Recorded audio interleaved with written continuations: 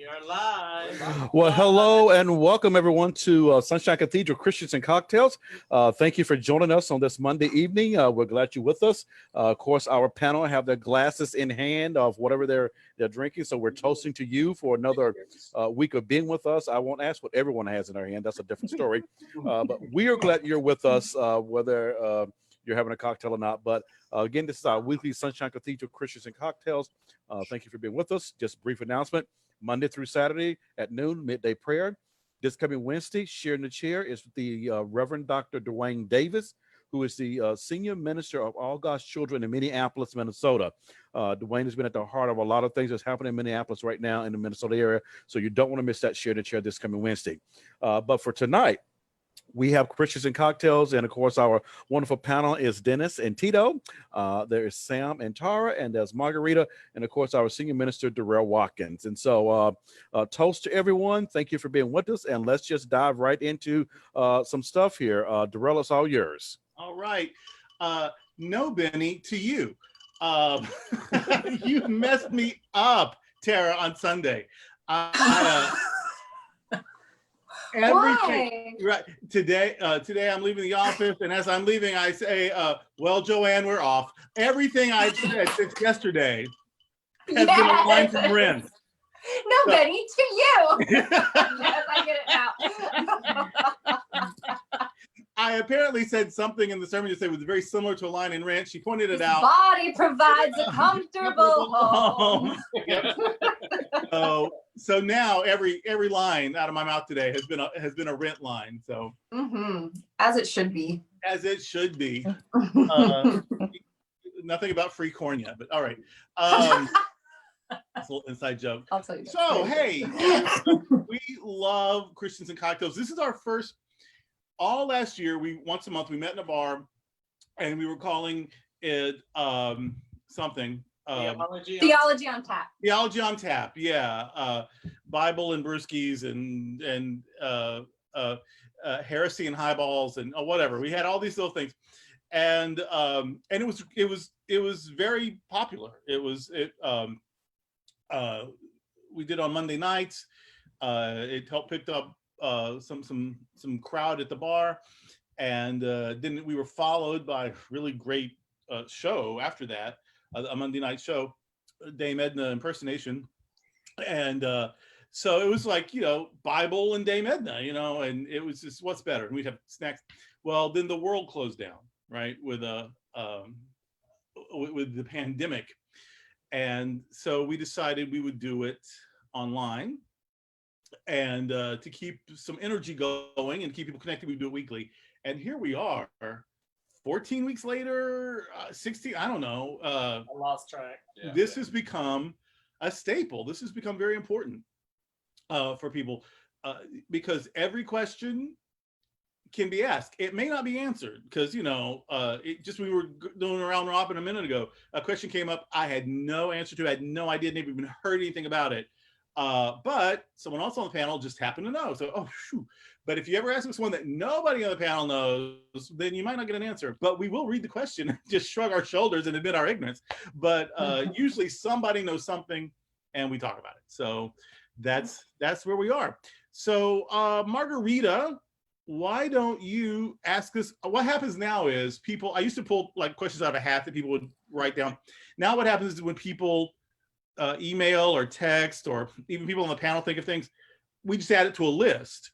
And then once the question is asked, I strike it off the list, and that's the list we work from. So the list is ever growing, and I don't know what people are going to ask until they ask it, even though I may have probably seen the question at least once.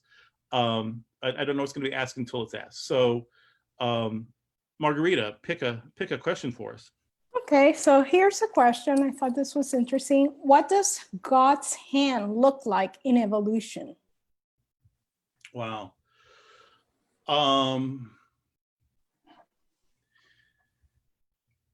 Theology is God talk.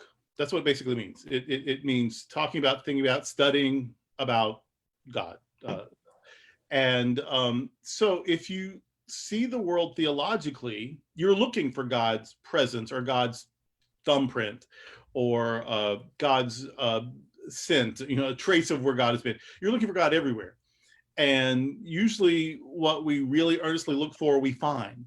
So if I think theologically, then I see God in the process of evolution. Evolution is God's movement for me. Evolution is how God, the myth makers and storytellers, they tell us why things happen. They search for meaning by telling story. Scientists, they try to tell us how things happen. And there's no conflict for me because they've got two different jobs.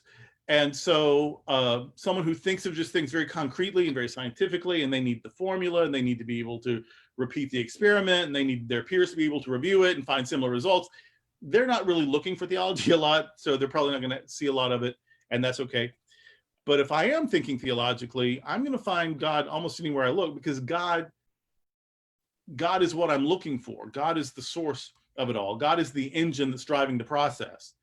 And so evolution is God's fingerprint, if I am of that mindset.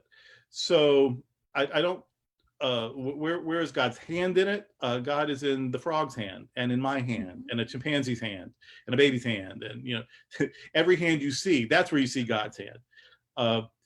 If what the question meant was, where do you see God? How do you see God at work in these natural processes? Well, the natural process is how. To a religious mind, God is why. God is infinite reality. God is source. God is highest meaning. God is everything, and of course, the thing is greater than the sum of its parts. And so we in religion have a lot of stories about that. And God has an elephant nose and sits on a throne and has 6 arms, or whatever. We come up with these images and these stories, but those are way shrunk down images of what God is, which is the all in all. And so where is God's hand in the process of evolution? Evolution is God's hand. Evolution is the thing, if that's how my mind works. If the person was being snarky, asking, all stuff to religious people, where's God in evolution? Well, for that person, that person's not going to find it, because that's not what he or she is looking for. And so that's fine. But for those of us who love myth and mystery and ritual and all that sort of thing, and I do, it's my bread and butter, obviously. Day old bread and margarine, but still, it's my it's what I do, and what I've committed my life to. And so yes, I would say that the hand of God. Evolution is that hand. Evolution is how God creates. So evolution is the hand. Other we don't really have biologists on the panel, but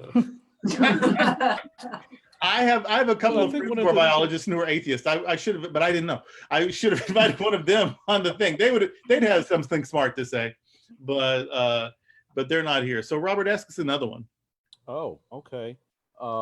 If in that same vein, I guess, explain God in the dinosaurs. Why did I know you were going for the dinosaurs? I thought about Caleb when I saw this question come up. I love a little Caleb. Well, big Caleb now, but anyway, Tim and Jonathan. But anyway, explain God in the dinosaurs. Were they the first earthly creations? He's had a lot to drink, I think, already. I wish. The question. Explain God in the dinosaurs. Were they the first earthly creations? Okay, again, I am not a microbiologist. I am not an archaeologist. I am not a geographer. But I feel pretty safe in saying they weren't the first things, because they, whether they were carnivores in somewhere or they were herbivores, which some were, there had to be things there for them to eat. So I would guess definitely not the first things to show up, because they would have starved to death by day 3. So they couldn't have been the first. So there had to be things, and that first fish that walked out and could breathe, there had to be something in the water that it was living on, and something on the land then that it could live on. So yeah, there had to be things first. So that's just my struggled through, barely got through college science classes 30 years ago answer to that. Because it's Christians in cocktails, I guess there was probably a religious component. Like there had to be. I think that came from someone you knew, Tara. Can you help me understand, like Yeah, how I can religious this up for them? I think that they were wondering, were the dinosaurs created before Adam and Eve, or did they come after Adam and Eve? Kind of tied in with the evolution question. Yeah, like when do they fit into the timeline of existence? I did have a biology professor in college. This was so interesting that my intro to biology class in 1987 or whatever, and it was a big lecture hall. I sat in the back, so that I heard this and remember this is amazing, because usually I was doodling or drawing or whatever. But did say that he had a friend who taught at a university about an hour away, who described Adam and Eve as single-cell organisms. That if you want to create a story about, the first things from which, life comes, well, those were single-cell organisms. And so I thought that was fun, Adam and Eve could be, amoebas or parameciums or something. That was a fun way of looking at it. And then of course there's Lucy, right? That first person they found the traces of this, the person who may be the mother of all of us, Lucy. I think they found that on the African continent. So there are some, there are those kind of things besides. But remember, the Adam and Eve myth, I almost said it's ours. It's not even ours. We stole it. It was somebody else's myth that we have appropriated as Christians. It was a Jewish myth that Christians have appropriated and generally really badly misunderstood.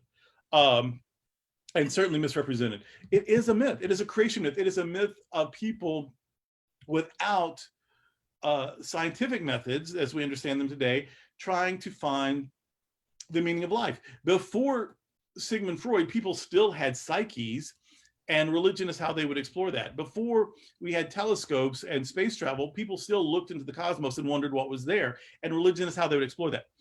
And so our creation myths are an ancient religion's way of trying to make meaning out of existence.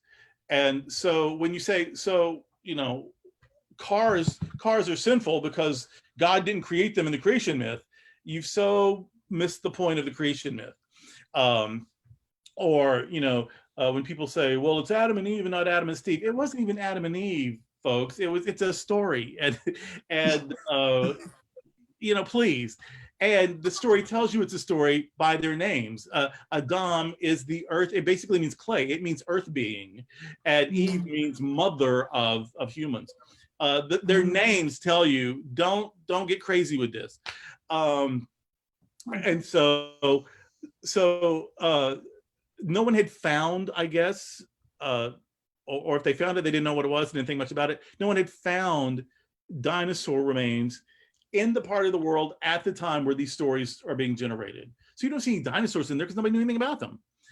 This isn't someone from the beginning of time jotting things down, in chronological linear order. No, these are people wondering 1,000 years ago, 2,000 years ago, at different times, 3,000 years ago, people wondering when, why things work. So we don't see any dinosaurs in that story. We do see Leviathan, which is like a sea monster in other Bible stories. Is it a whale? Is it like some sort of sea dinosaur? Who knows? Is it completely made up? You see talking donkey. You see a smart ass, and then you see a talking snake, and you see all kinds of things, and it's literature. And if we look at these literary symbols creatively, we can play with them and have so much fun. But did God create like dinosaurs? Was that the first animal? And do we have some scriptural reference? No, they can't have been the first thing. And the people who wrote our stories didn't know anything about them. So, and that doesn't mean they didn't exist. And that doesn't mean that Jesus rode one on a saddle. And you see why Wow. people sometimes don't take us very seriously, because we just make ourselves crazy with things that should be fun and joyous and empowering and healing, and we make it weird. We make it spooky. And so and then people are mean to us about it, and we kind of brought it on ourselves a little bit. So anyway, maybe that deals with the somebody, for Christ, somebody else ask me something, please. Well, I will say if we should find one, I'm stuck in a pile of dinosaur mess right now. if we should find a dinosaur bone in the backyard, I won't be completely upset. I would just make sure we tie it to the congregation. Just say it. Oh, I see. Yeah, we'll be doing things online from then on, from the south of France. Anyway, I have a question. Okay, let's have Tara ask the next question. Will you light my candle? Dinosaur oil will provide that. Not a problem. Right? Nothing. Yeah. I can't believe you're getting fresh with the pastor like right in front of you. This is more Ren stuff. This is more. I'm with you on that, It's Sam. Ren, But anyway, yeah, Yes. Ren. This is Ren. Take me out. Okay. Tara, ask me a for real question. Oh, a for real question? Yeah. Which one should I ask? I was gonna ask him that one since we just talked about it. This one? Yeah. Okay, I'm just reading this off of the list for the first time. When I heard the creation myth as a child, always I interpret it as Adam and Eve were supposed to take care of their garden home as it was a gift from God. Why do you think that more Christians don't feel strongly called to be stewards of the earth?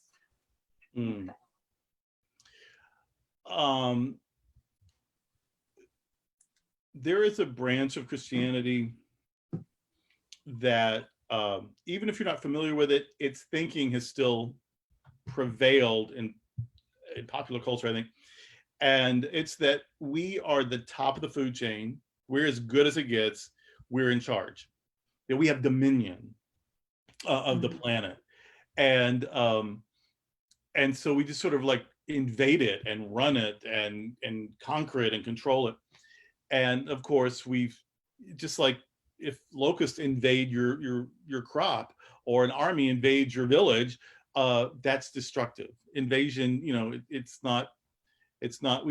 We shouldn't be invading the planet like a virus. We have a symbiotic relationship with the planet. And but this whole dominion thing and this whole escapism thing, that fundamentalism and other super right-wing brands of Christianity also are selling to people. Like, it almost doesn't matter how bad things get because there's heaven and heaven's going to be okay.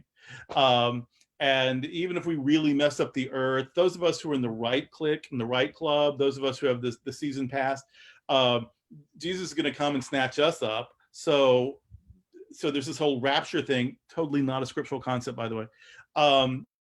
That there's this whole rapture thing where we're just going to get sucked up like in a sci-fi movie, and from the clouds just get to watch everyone else be hosed. And so there's just this weird compassionless way of understanding the faith that that God is going to somehow at the last minute protect the elect, and in any case the next world's going to be great. So we don't have to take care of this because it's kind of a loner anyway in their theology. This is just a planet they've lent us, God has lent us, until we get to our real home. In fact, there's even hymns, "This earth is not my home." Well, then the hell with it, right? And so that's the thinking that has divorced us from our home, from our earth mother. Now, Celtic Christianity, progressive Christianity, earth-based religions, native religions, native spiritualities, they have always understood. And who was the famous First Nations leader that said It's not till the last tree is gone that you'll understand how important the earth is or whatever. So there are traditions that revere the earth and do see our job as protecting our earth mother, just like with your mother. I mean, you know, she got you here, she fed you, and then eventually you grow up and you're on your own. But then in her decline, you take care of her. You maybe send her some coins, or you visit her more often, or you help her find the right medical facility, and you know, you make sure she's taken care of. Ideally, we don't know how come from great homes or whatever, but ideally, your mother super takes care of you, and then at the end, you help take care of her, and that's the cycle of life. And the earth is our mother, and so the same thing. She takes care of us. We take care of her. Then when we die, our ashes are sprinkled into her. We become one with her again. You know, so this symbiotic relationship that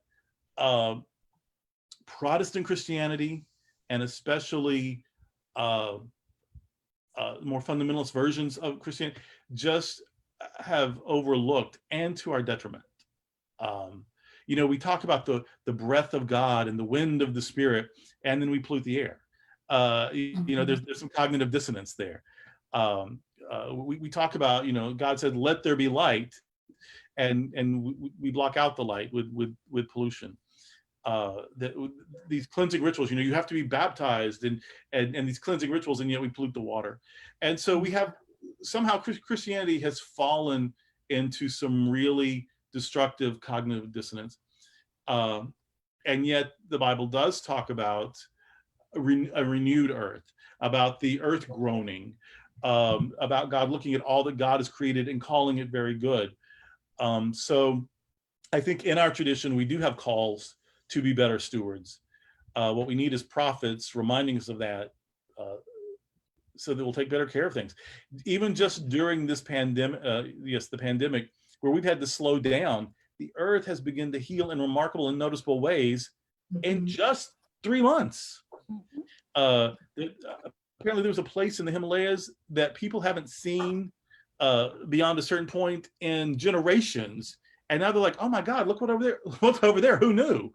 That the earth has been given a great break this year. And hopefully we learn from that, and we stop canceling international accords to protect the earth, and we worry about emissions, and we try to be more sustainable. So and not just because for survival, but hopefully we can work that into our spirituality again, because if the psalm says the earth is the Lord's and the fullness thereof, that doesn't mean let God take care of it, because what God does for us, God does through us. The earth is the Lord's, fullness thereof. We're part of the earth. So if we are people of faith, then let's honor the Lord, the lady, the God, the goddess, by taking care of her creation. Yeah. Darrell, I would just add this. I think, you know, you're very on point about during this pandemic, what we've learned in Mother Earth healing itself. And I just hope that someone somewhere, the environmentalist or somebody, some university, is beginning to work on, you know, as we go into the new norm, what does it mean to take care of Mother Earth now? Now that we've seen what Mother Earth can do in 3 months, what does it mean for us as individual stewards to be good stewards of the one Earth that we know, and this one planet that we know, for, you know, generations to come? So I think that's just something I would love, if my wish in the well was somebody's working on this and would say, hey, let's begin to look at these different things that we can change now as we go back into the new norm. There is in the Agrarian Society of the Hebrew Bible, and this is still observed in Israel, in the state of Israel, that every 7th year, just like every 7th day, every 7th year, there is an agricultural Sabbath, where they don't till the land, they don't plant, they don't even harvest. You know, it's like if something grows on its own during the Sabbath year, they just leave it there till it falls off and rots on the ground. And so the fruits and whatever that they need, they get from neighboring countries. And so they have an every 7th year where they just let the land rest. What if that caught on? Obviously, we would want it to be the same 7th year everywhere. You know, like somebody needs to pick the peaches. But what if we divided the earth into 7 regions, and every region took a different 7th year? Maybe the earth would just be renewing herself continuously. That's a big what if, but I'm saying there is precedent in our scriptures, and it even happens in one small country in the world. There are ways to do it, and we can be spiritually motivated to do it. Sam, what you got? And I hope it has not a damn thing to do with creation myths or, I mean, it can, but geez. Well, you said in the sermon on Sunday, you were getting some hate from the non-religious people. So figure we'll get us some secular topics, right? Okay, if there was no Christianity, what religion do you think you would follow and why? I think it would be the same as it is as a Christian, all of them. I think I would try really hard to be a Baha'i. Except I think maybe a year or two later, I would figure out that really I'm a Buddhist. And so I think I would try for a year or two to be a really good Buddhist. And I think probably be a Zen Buddhist. And then I think about, a year or two into it, I'd figure out, no, really I'm a Nichiren Buddhist. Really, that I'm so verbal that I need chanting at least as much as silence. So I think I would try to be maybe a Nichiren Buddhist. And then maybe I would try on Amitabha Buddhism. But Amitabha is sort of a cosmic savior. And I think maybe 6 months in, I'd figure, oh, this is a lot like my Jesus thing. I may as well go back to Jesus. But you've taken Jesus off the table. So now maybe Sikh, because the Sikhs are very peaceful. And so religions that are about peace and contemplation and service, those would be the ones that appeal to me. But I don't know. But I think whichever one I picked, I am so deeply ecumenical that for me, everything points to something else. So I don't think I would be any better a Baha'i or a Buddhist or a Sikh or a Wiccan or a Hindu. In fact, I'd be a terrible Hindu. That seems complicated to me, and I'm too old and too lazy to learn all that. But Kriya Yoga, which is sort of a lot of the mindset of Hinduism without all the mythology. So I could do that for a while. I could be a lot of different things, but I don't think I could be anything without being syncretic. So luckily I am a Christian, where I can just be a Christian and look to these other traditions to help me do Christianity better. So I'm a pluralist, and I think I would always be a pluralist, but it was a good way to get me to plug some other nice religions, I guess. So excellent. Tito, ask me something. All right, let's see. Oh, stop. Don't ask me nothing. Margarita, you should weigh in on that. You're all interreligious-y, and your wife is like the interreligion guru. I know. Well, I think the same as you. I'm contemplative, so I think I would choose Buddhism at least at the beginning. At the beginning, but with the same token, I just find so much richness in other religions that I would just, have a lot of everything, whatever points to the truth. It's just enough, right? Whatever points to the truth. But I'm also very contemplative, so I like the Buddhist part of that and the chanting and all that. So I think I would go that route. But if something else comes along that points to the truth, I would be very open to that.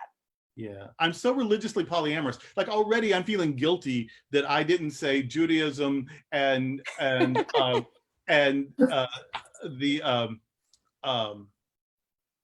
the dervishes? Sufis. I keep wanting to say Sikhs. I love the Sufis. I've already said the Sikhs. No, but the Sufis, I love the poetry of Kabir and Rumi, and then of course Judaism. I already know the text, right? So that would be like a little cheating way. And I already know the stories, and so but I love them all. And so if it is true that God is one, which is the Shema, Hear, O Israel, the Lord your God is one. Then any way we go at it, we're gonna experience the divine. So I really think that we should never have set it up to be, who's right and who's wrong and who's the best and blah blah, because they're all just different ways. That's almost like saying what's better, French or Italian. These are just different languages, religion. So, okay, now Tito, please ask me something. All right, this one should hopefully be a short one. End the show. Oh, yeah. Well, because it's 6:30 already, so that's something we have to elaborate too much. He's ready to on. go. I don't know. All right.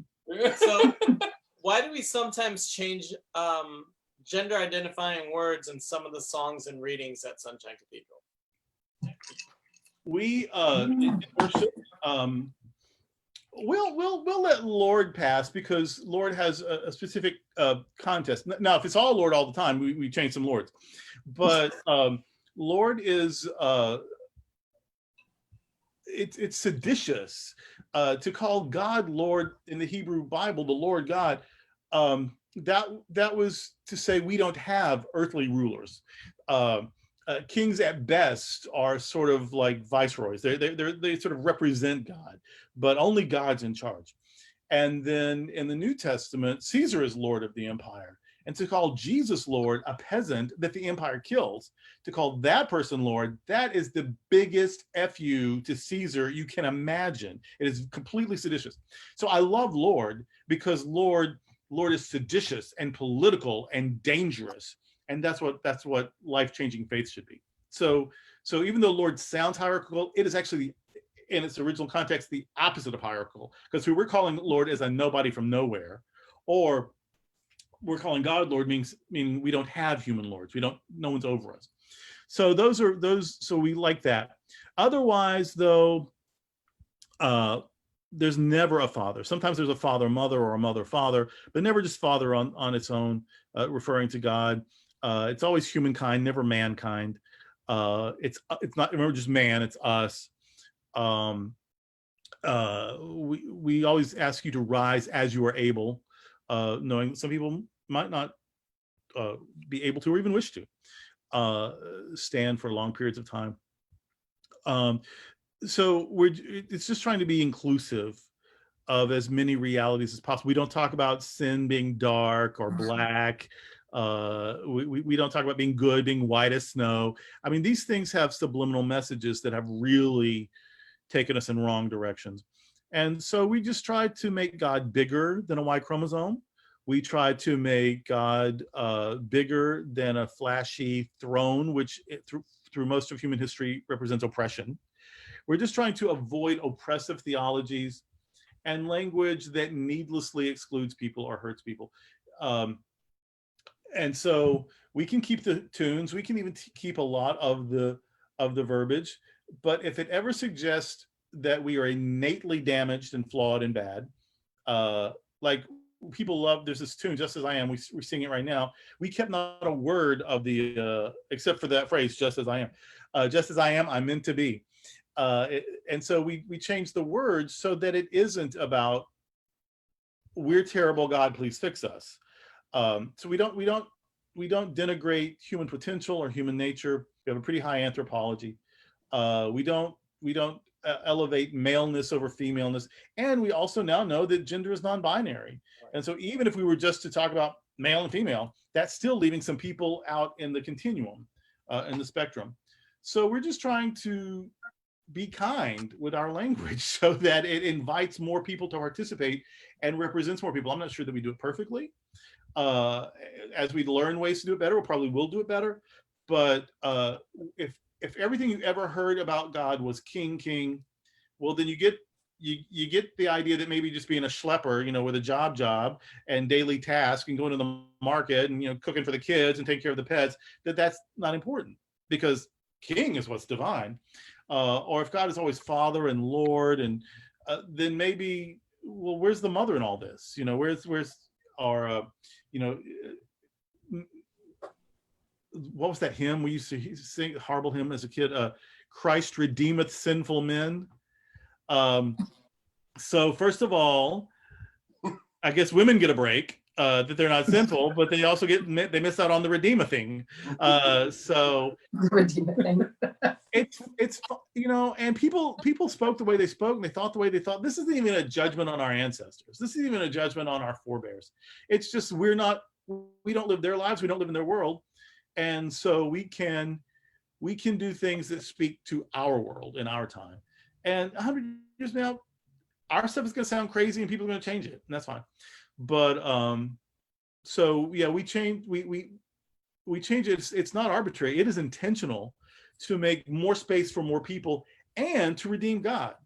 A lot of terrible things have been done in the name of the all male, all white, all rich, sitting on a throne God. And that's an unfair reputation for God. So we don't want to do that to God either. And if God is omnipresent, if God is the one presence and we're all part of it, then God has to be as brown and as black and as male and as female and as gay and as straight and as bi and as trans as everyone else.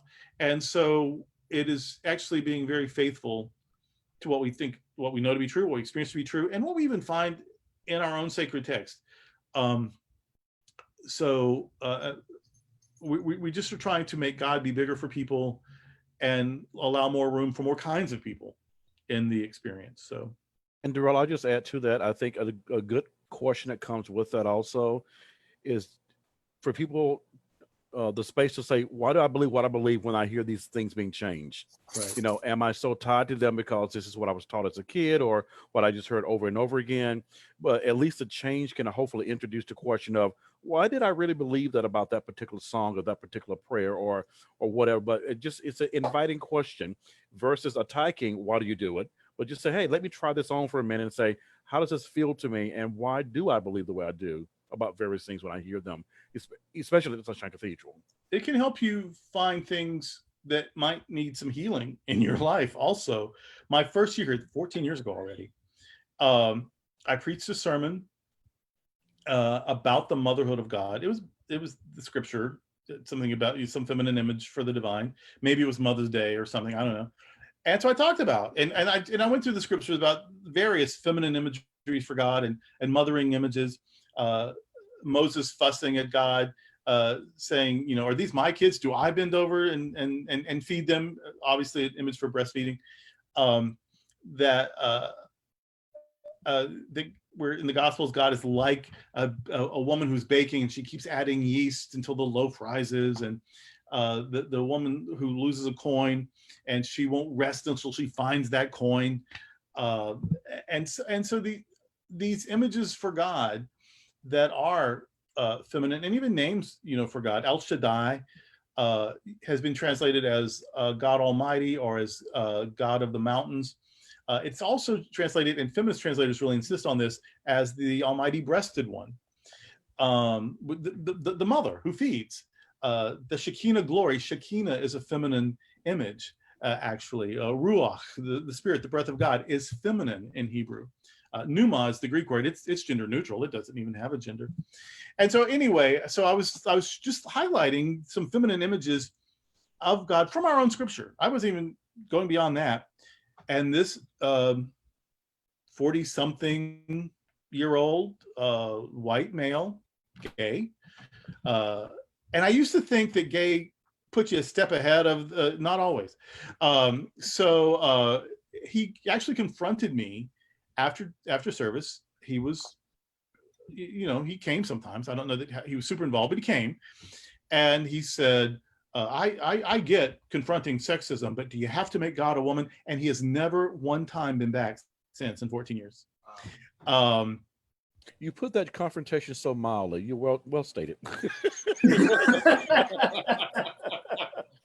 The phrase I believe is pretty verbatim. I did not reenact the red face and the loud tones, but it was very challenging to him. It was really, and you know, I'm not a clinician. I didn't even try to get into why that might have been so troubling for him, but he could live for 2 seconds with God's not a man, but God is a woman is not something he could even entertain for a second.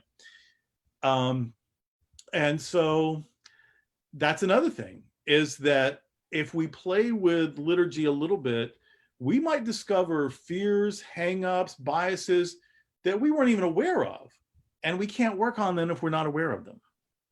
And so who's this football player from the Saints who said something ridiculous a few days ago, got a lot of pushback, apologized. People thought, oh, of course he's sorry. Now that we're getting up his nose, blah, blah. But then he did it again. And then his wife, an impassioned, like we're hearing you finally, like we're the problem. We weren't listening. We got it wrong. We are so sorry. It's the most contrite, most sincere apology around this sort of thing that I've ever seen, about saying, you respectfully took a knee, and we were saying that the flag is more important than what you were protesting, that you're fighting for your lives, and you tried to do it in peaceful and respectful ways, and we told you how to behave instead of listening to how the world was treating you. And so this moment of awakening of white privilege, seeing some cracks and then apologizing, saying, and we're going to try to do better, and we're going to listen. I just think by the third time, the third version of this apology, I'm starting to believe it. I think they mean this, right? They couldn't see it. They couldn't see their own privilege and how they acted out of that privilege and how that hurt people. And then they heard something differently, and it changed them apparently, or at least they're willing to consider changing and think about things more broadly and look at things more differently. And that is what worship should be doing all the time. Just opening us up, just little cracks in the cement, opening us so that we can see more light. So sprouts of growth and healing can come through the rocks. And so, yeah, if we always say it the same way every time, and the way that our parents did, our grandparents did, then we're just stuck in the rut or whatever. But when you hear it a new way, you hear new things, and that can really, that can be that mighty rushing wind that flames, tongues of flame that can start something great and dynamic and wonderful and new. Yeah, So that's why. That's why. Because of you guys doing that at Sunshine Cathedral, the other day we were watching TV and somebody mentioned something about the Constitution and saying all men are created equal. Sorry, not evil. All men are created equal. It depends on who you ask. Yeah. And then my first thought was, Paging Dr. Freud. Paging Dr. Freud. my first thought was, well, what about everybody else? I was thinking, then at the time, people who wrote it were men. They were white. What about everybody else? Right. And I think if it wasn't for Sunshine Cathedral and me noticing how the words get sometimes changed around when it comes to gender, I would have never noticed that, and I would have never thought twice about it. Mm-hmm. So I appreciate that you guys do that, or that you all do that. All right. We try to keep this to 40 minutes. We've failed for the last 2 weeks. So why should today be any different? I don't want to leave Dennis. I don't want the den part of Denito out. Dennis, do you have something? You know what? I'm not going to ask a question. I'm going to leave it, but I want to do a follow-up to the question about taking care of the earth. Okay. And a little bit of my take on that. We talked about, that God is everywhere, omnipresent, Sunday, and if you missed it, go back and watch it. It's a great sermon. And we talked about how God is present everywhere, fully present at all times. That means God is here. And if we believe that God is in heaven, then we're in heaven as well, and that we should be taking care of heaven, because heaven is all around us. God is all around us. So, I just wanted to throw that in. We got a lot of questions still to ask, but I don't want to keep running overtime. But I just wanted to throw that in. So that's kind of my take. So yeah, we do our part. We try to do what we can to preserve heaven here on earth. And if people looked at it a little bit differently and said, hey, you know what, this is what we've been blessed to take care of, then I think they would do that. So. The religion that I was raised in, when you die, you go to one of three kingdoms. And the lowest of the three is the terrestrial kingdom. And it's actually, you die and you remain on earth. It's earth. And that's the lowest of the kingdoms. I just think that's interesting. Mm. I always thought that would be great. Yeah. I was really looking forward to being left behind. So all those people. I'm like, y'all can go. You can go to your higher kingdom. I'll stay here. Right.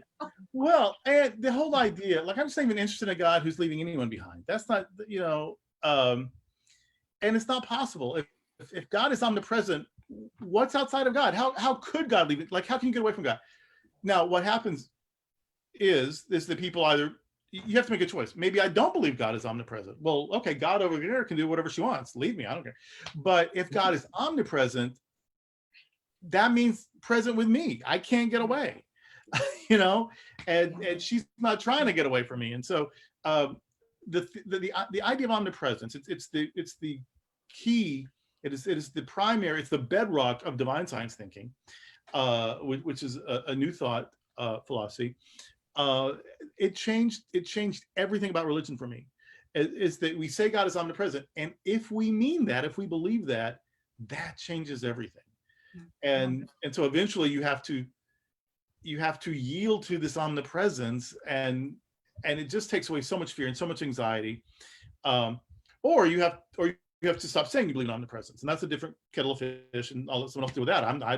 I can't even think that way anymore, as I said on Sunday. But yeah, if God is omnipresent, there's no leaving behind, there's no leaving out, there's no condemnation, there's no,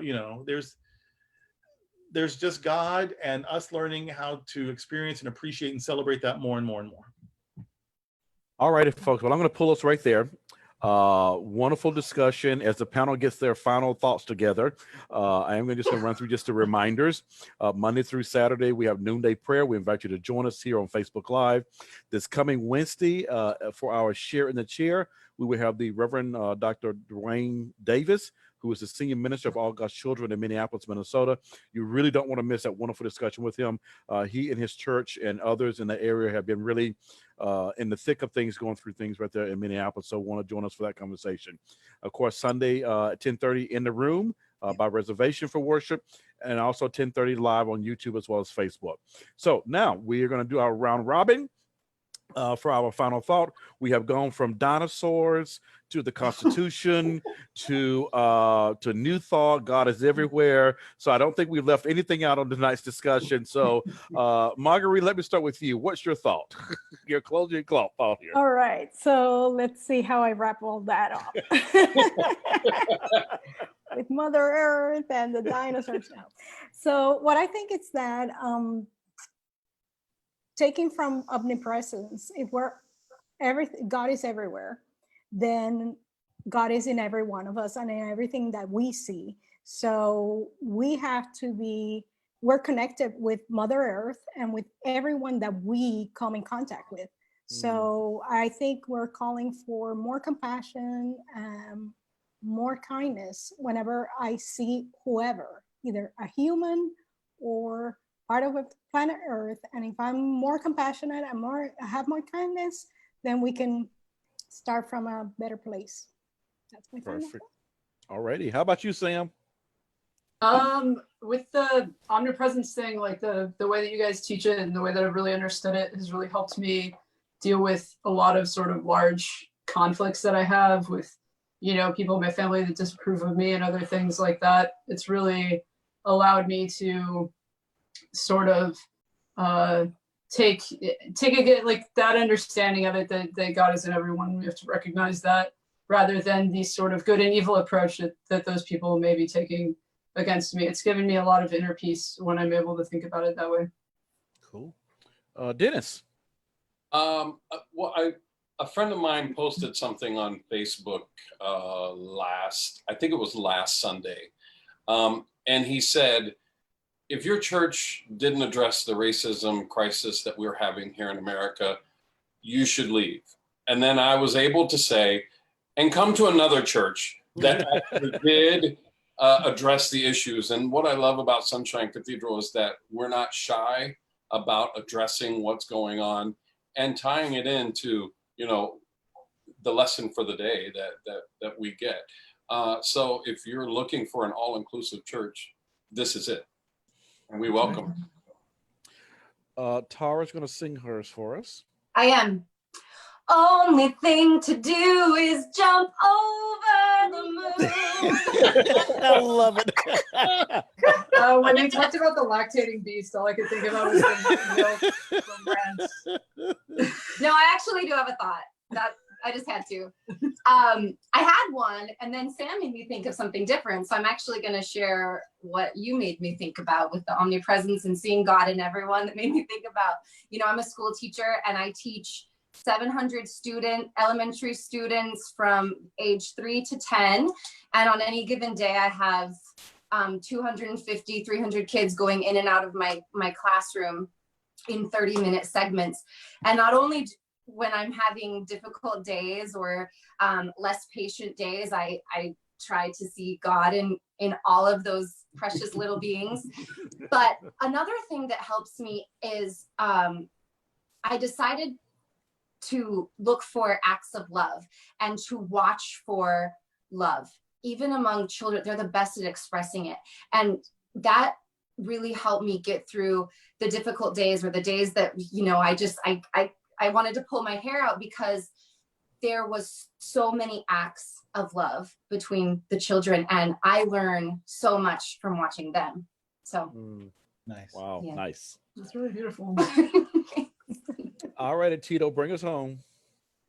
Well, back to what? What they Yeah, said. what Sam and Tara said. Back to the omnipresent thing real quick. As a kid, I was told that God was around us and God was everywhere. But the way it was told to me, it was more like God was a peeping Tom, so was watching me and waiting to catch me doing something wrong. So as I got older, I was like, okay, yeah, no, that can't be it. But then when I came to Sunshine Cathedral, the omnipresent thing had a whole new meaning to me. So that's all. All righty. All right, folks. Well, thank you so much for joining us. Darrell, you got any parting words? Or are you done?